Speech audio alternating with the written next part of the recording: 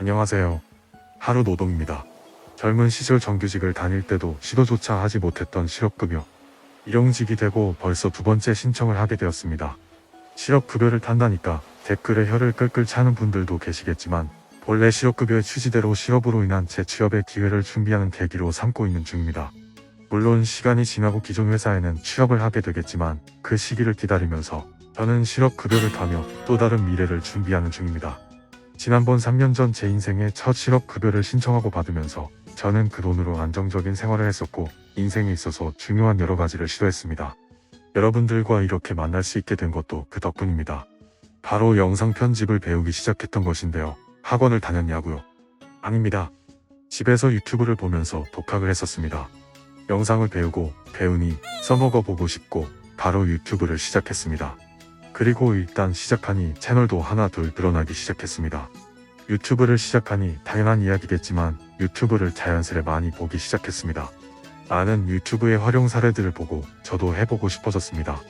물론 시작은 노후 준비였습니다. 이렇게 열심히 일하는 우리도 나이가 들면 수입이 없어질 때가 오게 될 것이고 그때를 대비한 일정한 수입이 있었으면 좋겠다는 것이었지만 막상 시작하고 보니 유튜브 자체가 재미있어졌습니다. 저의 여러 관심사별로 하나하나 별도의 채널을 만들어 운영할 수도 있었고 그 분야에 관심 있는 시청자들도 생기면서 인맥도 넓어지기도 했죠. 사람 사는 맛을 느끼게 된 것입니다. 사람은 사회성 있는 동물이니까요.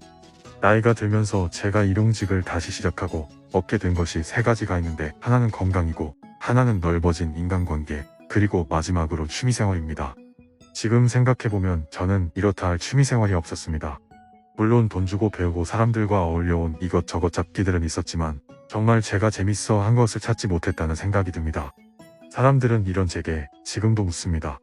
돈도 안 되는 그 짓을 왜 하고 있어? 그들은 이것을 돈벌이로 본 거죠. 자기들은 못 망치고 돈만 쓰게 되는 취미생활에 빠져 있으면서 이런 유튜브는 돈 버는 수단으로만 본 겁니다. 하지만 제가 접해본 유튜브는 여러 가지 기회를 주고 있습니다. 하지만 제가 말하려는 건 제가 하고 있는 이 유튜브에 대한 이야기가 아닙니다. 바로 이 유튜브를 할 수 있게 만들어준 실업급여에 대한 이야기를 하려고 합니다. 많은 분들이 우려하듯 일을 할 수 있는데 안 하고 실업급여를 받으며 놀고 있는 것이 아닙니다. 미래를 준비하는 것입니다.